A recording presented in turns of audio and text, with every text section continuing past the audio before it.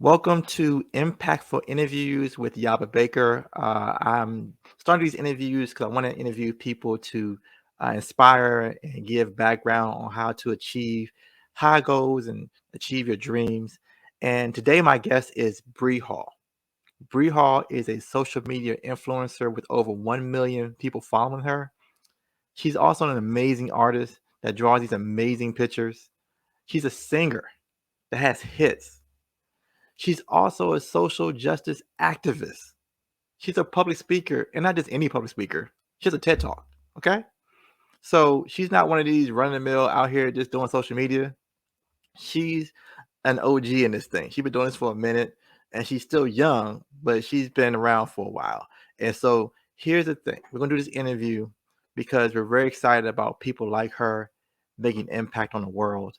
And one of the reasons we're interviewing her today is she so graciously agreed to be a part of a project I'm doing called Super CJ.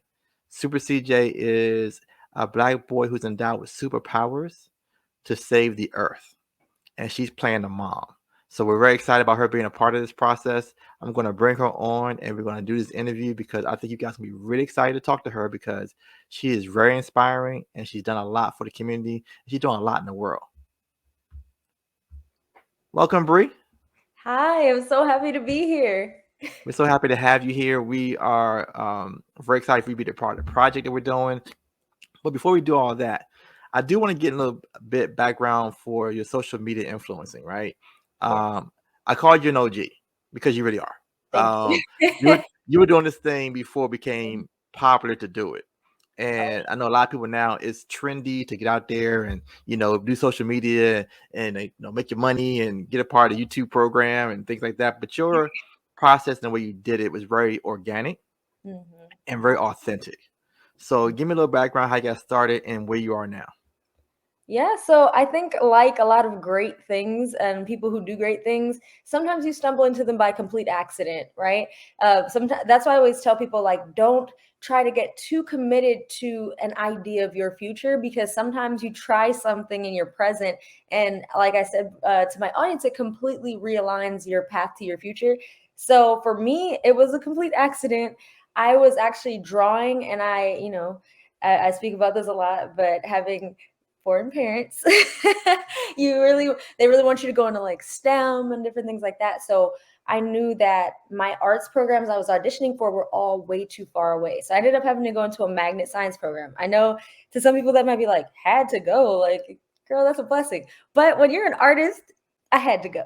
So so when I went to that program, I was drawing still, but I was starting to like lose my inspiration and my ideas behind my drawing. I'm like, let me go ahead and use the internet. I thought the internet was just the coolest thing ever since it's oh gosh, I sound old saying it. I was here since its inception. But ever since the internet started really booming, I was really excited about it because I was like, oh, this is an easy way to instead of calling people one by one, you can literally have access to all of these people at the click of a button.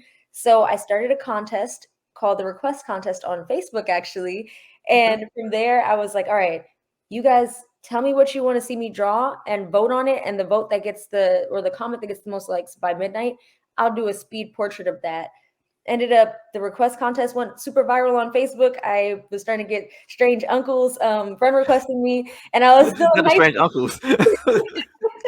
Exactly. I was like still in high school, so I was like, what's a way that I can preview these drawing videos without having like my privacy compromised on my personal page? And I was like, you know what? I'll make the request contest available to anybody to vote on, but I'll drop the videos on YouTube. From there, see, that's how like the accidental piece came in. I Right. didn't show my face on my first YouTube channel at all. I only showed my hands drawing, and that garnered a couple thousand like subscribers. But then I finally showed my face because I turned 18 and I was like, yeah, I can do what I want. Right.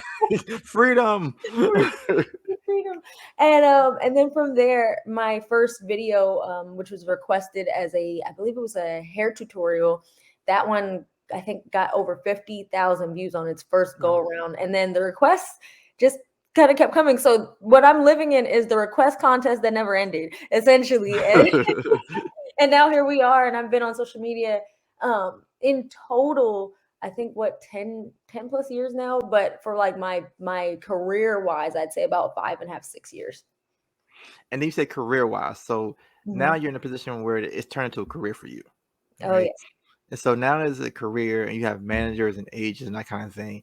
Yeah. Someone trying to aspire to do what you do, Yeah. when it starts getting to a point where maybe I got maybe a couple thousand followers, Mhm. I'm thinking I might want to do this thing for real. What is your advice to transition into, where is that turning point where you know, okay, this might turn into something that can be a career for me?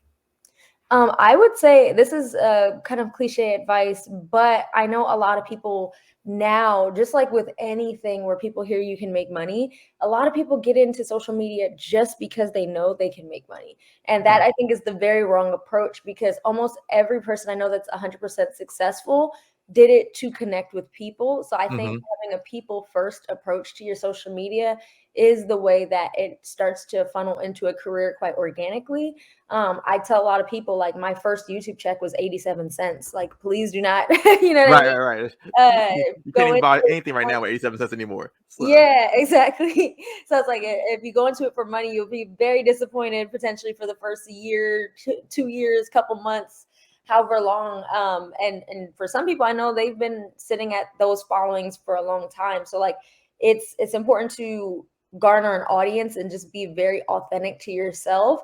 And then from there, that's when things organically, you'll just randomly one day you'll pop in your email and a brand will be there, like, hey, we actually saw your platform, but it comes organically with the reach as your page starts growing.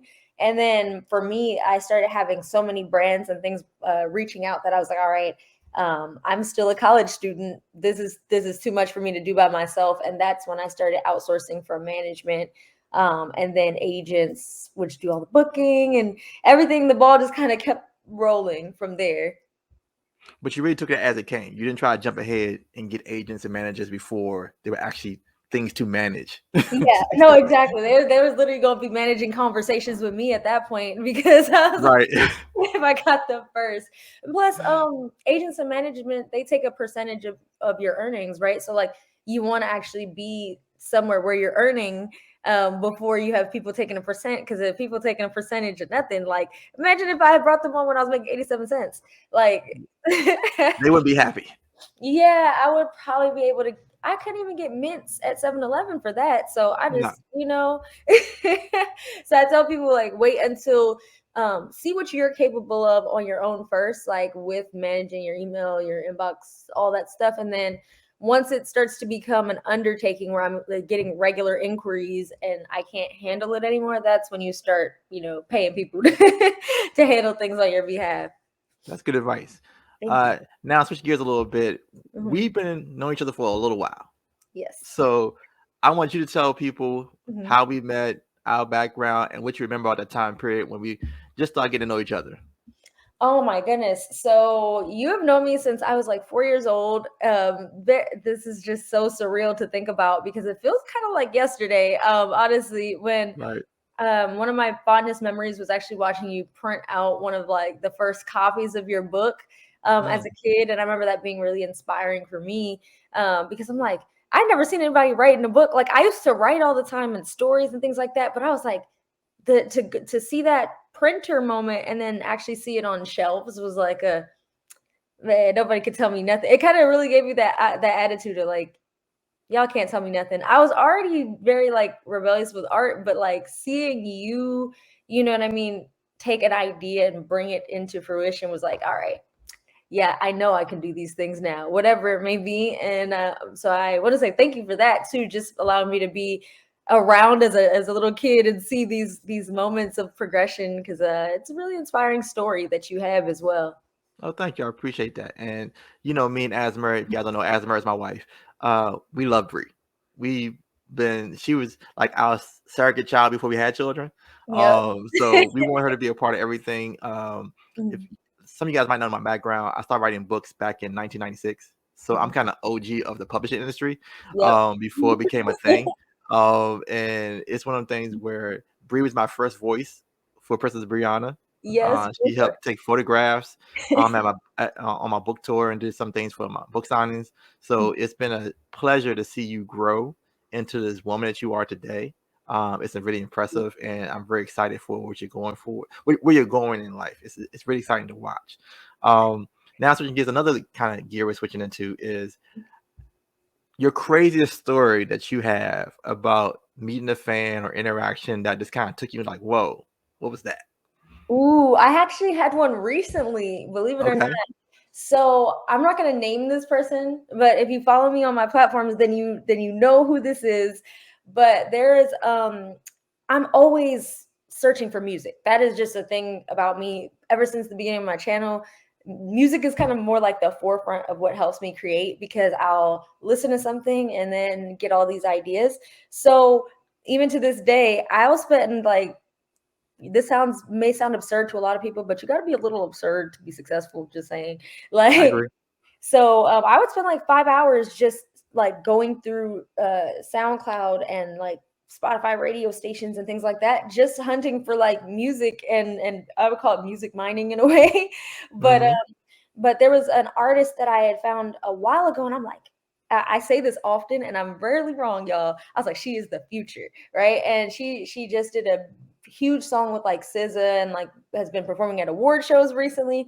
So I went to an event and literally she was performing on the stage. I'm not gonna lie, y'all. I usually don't like push through to get to the front. I got to the front and I was on the front like you know what I mean? Really happy because I feel like I had followed this person's journey since she was just putting out her first single. And I was like, this just aligns with me so much. It's so creative, the direction.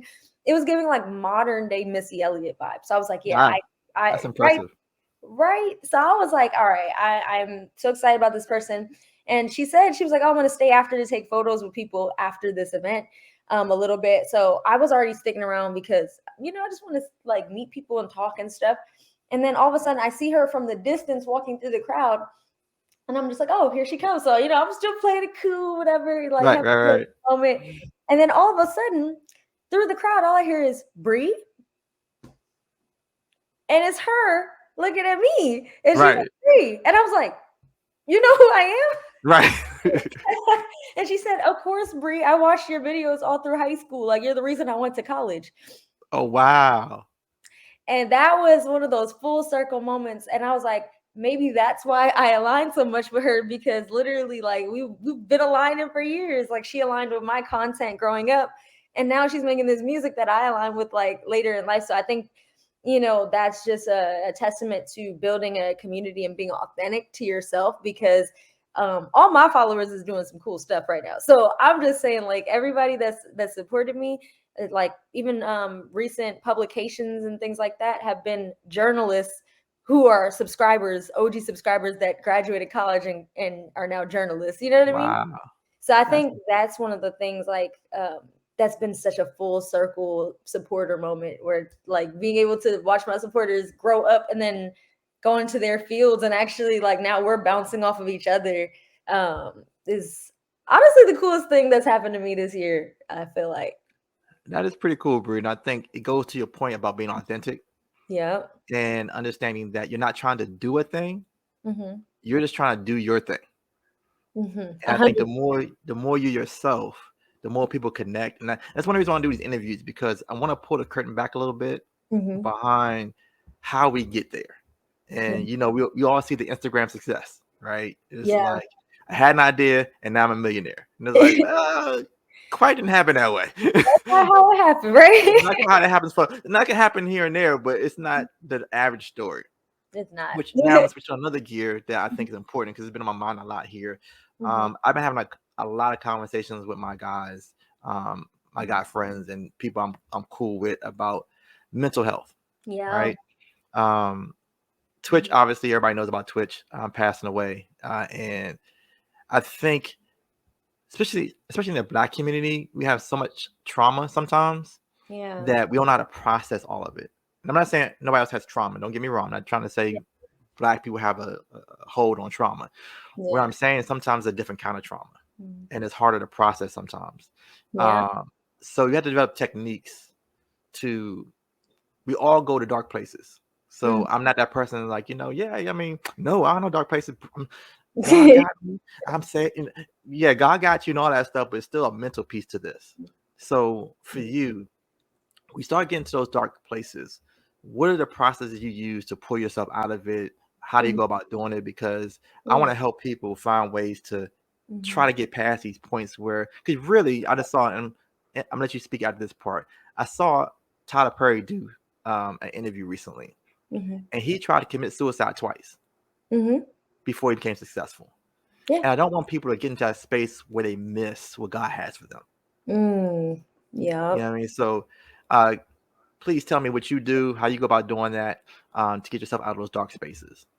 Yeah, I have definitely been in a handful of dark spaces. I think also what something I preach about quite often is just that a lot of people enjoy the fruits of creativity, but don't support creators on the journey there. So a lot of people like seeing the end result Hmm. of what that creativity um, makes for them and how it makes them feel, but they don't appreciate the dark spaces we have to go through in order True. to manifest those things.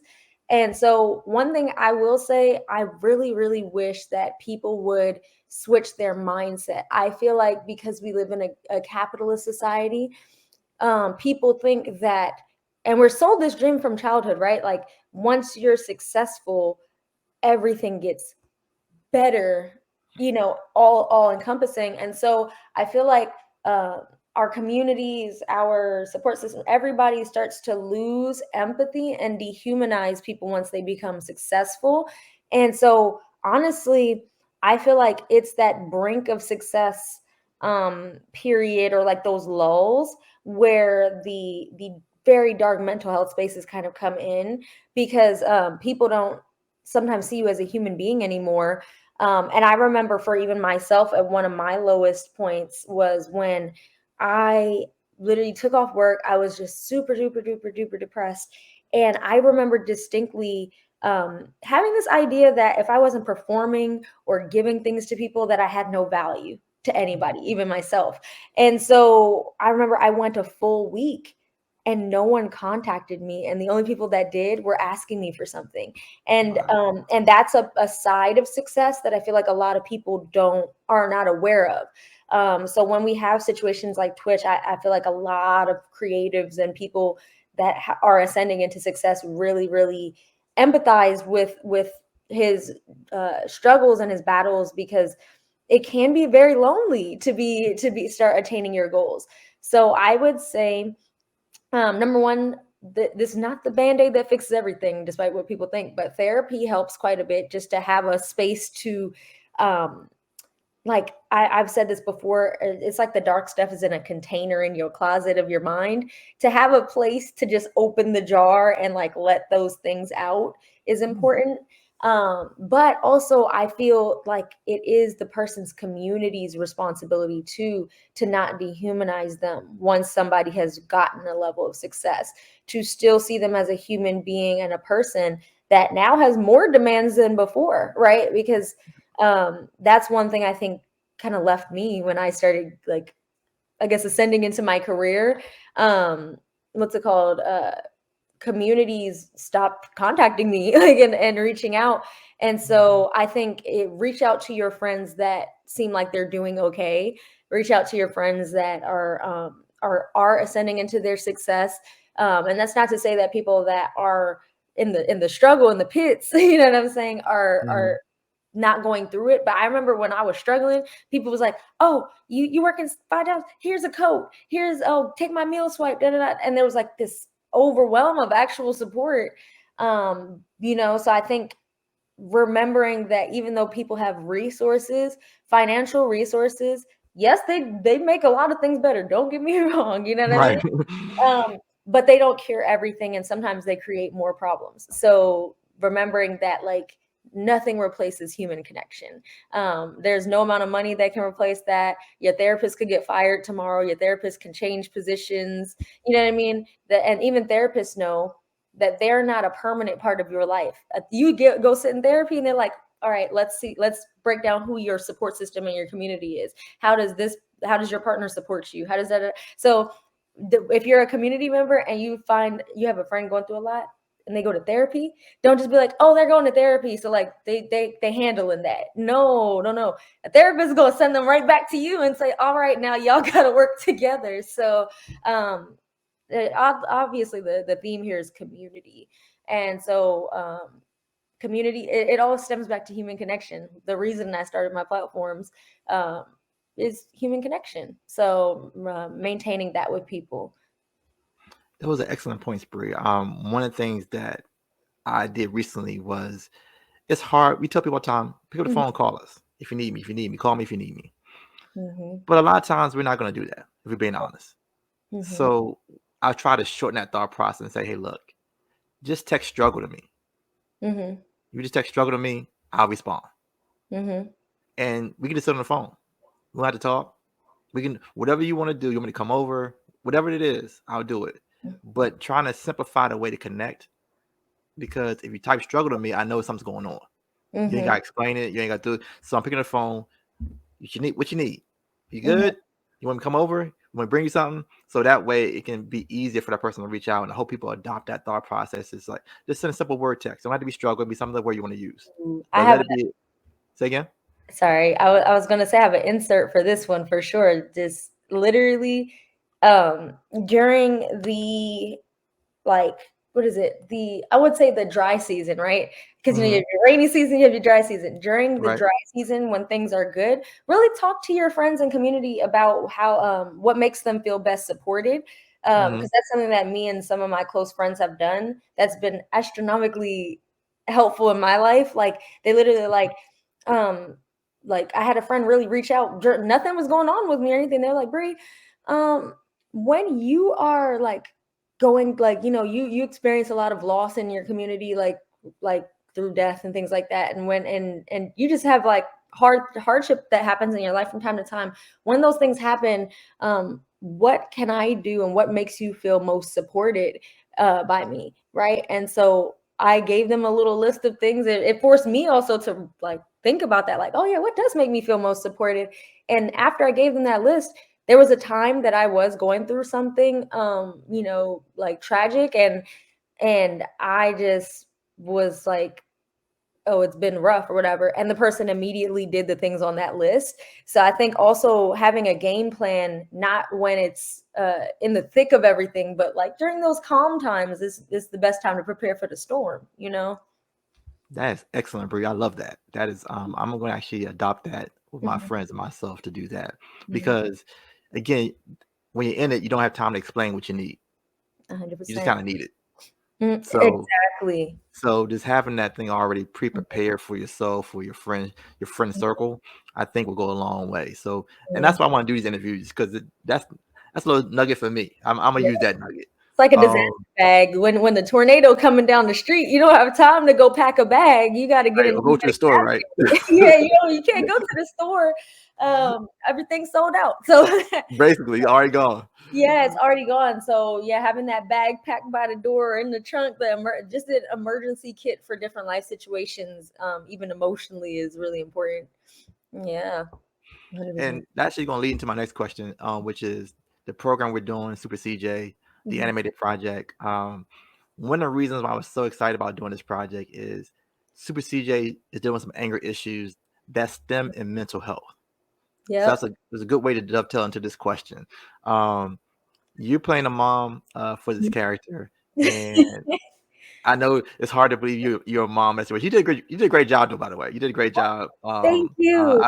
I felt that Claire Huxtable, that Aunt Viv vibe there, which I was looking Oh for in yeah. the project, because I think Thank you. Black women have a special ability to do super professional, Mhm. but don't play with me.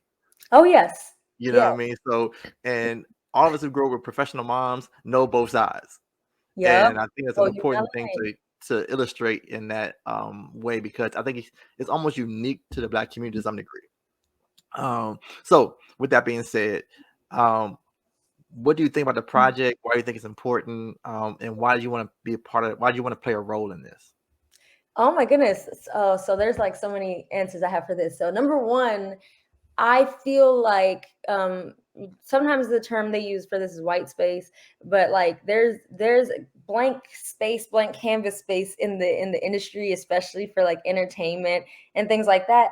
And I feel like Super CJ is you giving the next generation what you may have needed, or I even may have needed as a kid, right? So Hmm. sometimes you have to create the things you wanted to see from somebody else and literally be the change you wish to see. So I feel like that is what Super CJ represents, is the change that a lot of us needed as kids.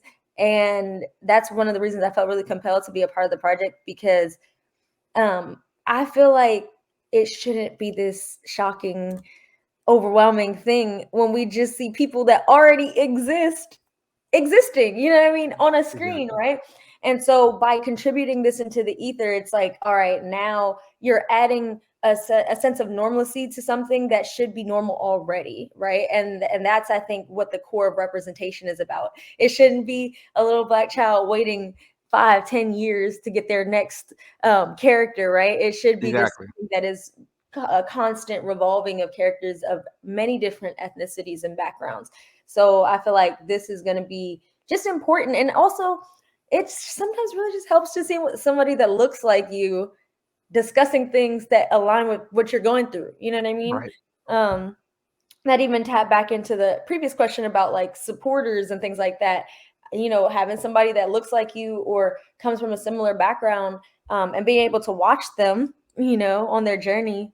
Hmm. And then the beauty of animation, and some people might not know, I got a degree in animation and game design. So like in animation, there's so many storylines and so much you can explore authentically, just from the power of your mind and creating it. So that's also the beauty of this project, is like there's so many directions you can go and so many issues you can tackle that may have never seen the light of day in the industry before. So I just am overwhelmed and so excited to be a part of everything.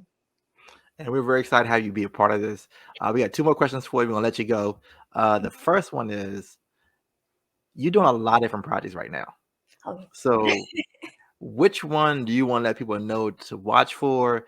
And I'm telling you guys, if you're not following Bri Hall, you're missing out. She's on Instagram. I'm gonna put some of these pictures up so you can see them. Um, when I do the editing, you're going to see some of these things pop up and you can see them, so you can follow her. But what are the projects that you're working on right now Oh that my you want God. people to go see? Thank you so much. So actually, believe it or not, some of the projects that I'm doing, I've been getting into acting quite a bit more. I can't Hmm. reveal the names or any details about them at the moment, but one thing that people can check out that will be re-upping this year is season 2 of my podcast, Count to 10. And I think that's something I'm really passionate about. It's about, I think everybody's been there. It's about when you have to count to 10 before you lose your job because somebody's trying you. So it's about all Yeah, we those. all been there.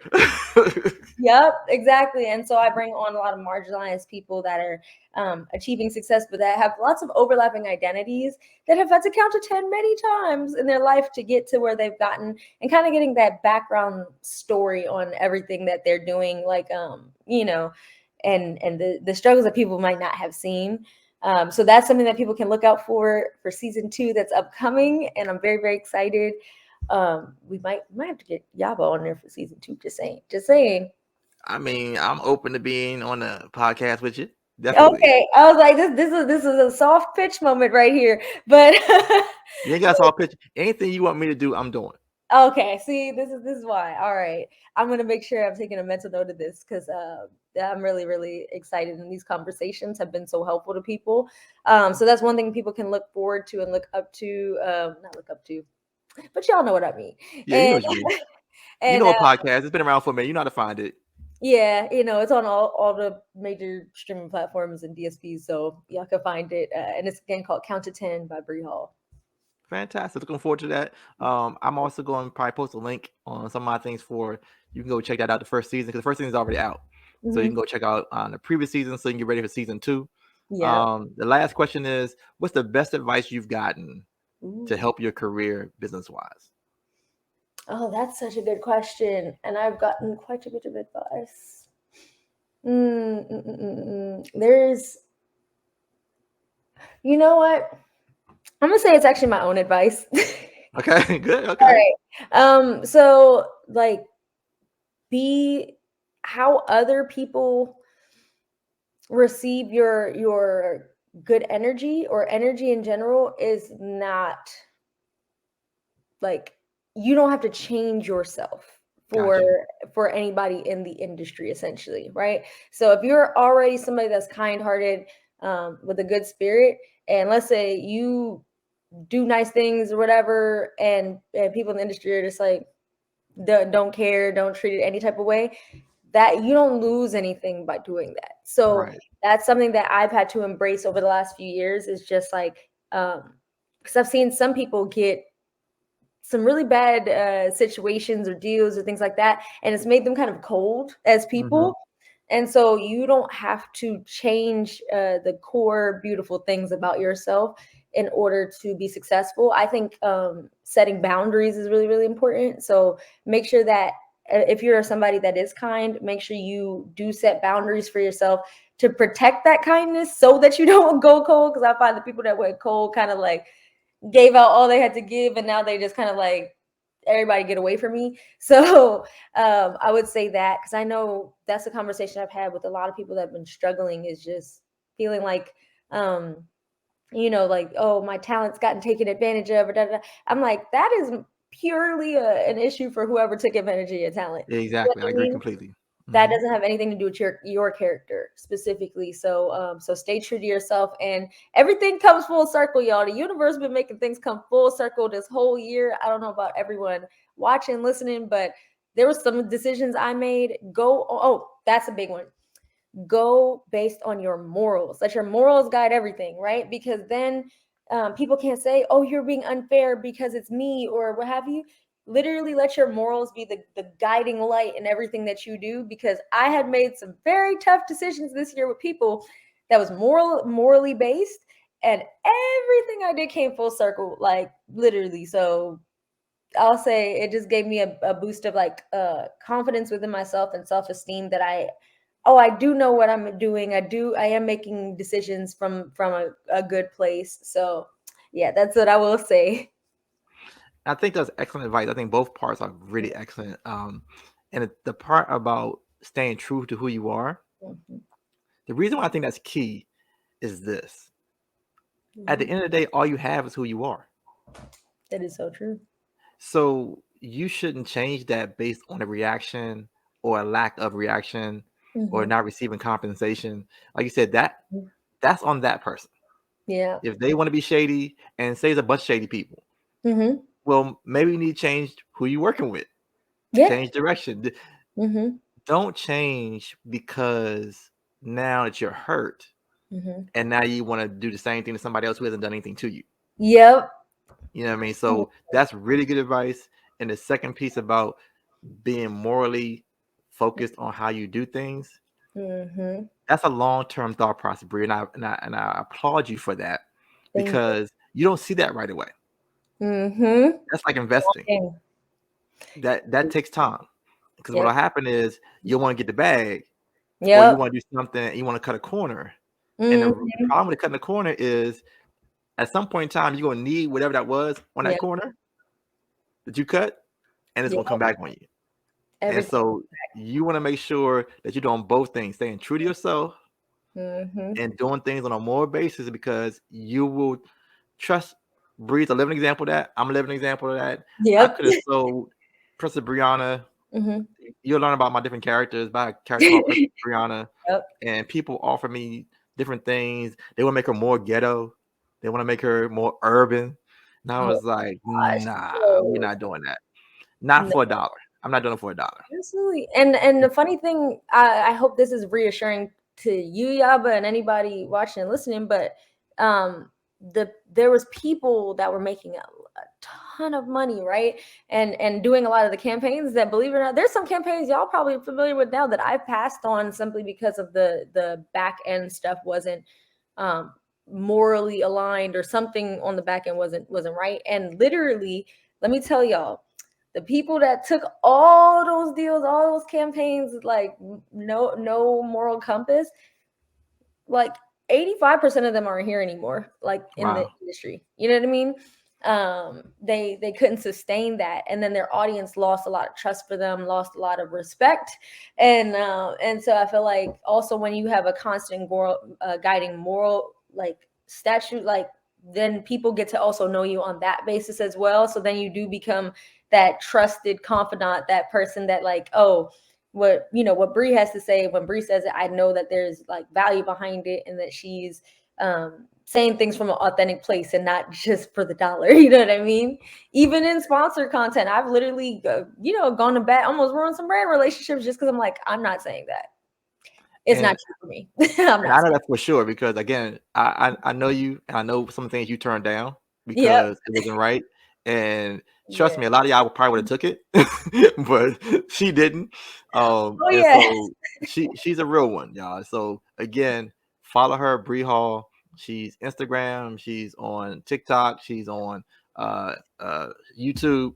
Mm-hmm. Please Snapchat. do yourself a favor, follow her. You'll thank me later. Bri, this has been so much fun. Thank you for doing this. I look forward to showing the trailer to you. Actually, going to send you a rough draft in a little bit, and we'll be able to really release it probably Thursday or Friday Ooh. this week. So All right. we're excited about that and Yeah. looking forward to it. But thank you for doing this, and I'll see you soon. Thank you, Yaba. Thank you, everybody, for watching and listening. Bye, everybody.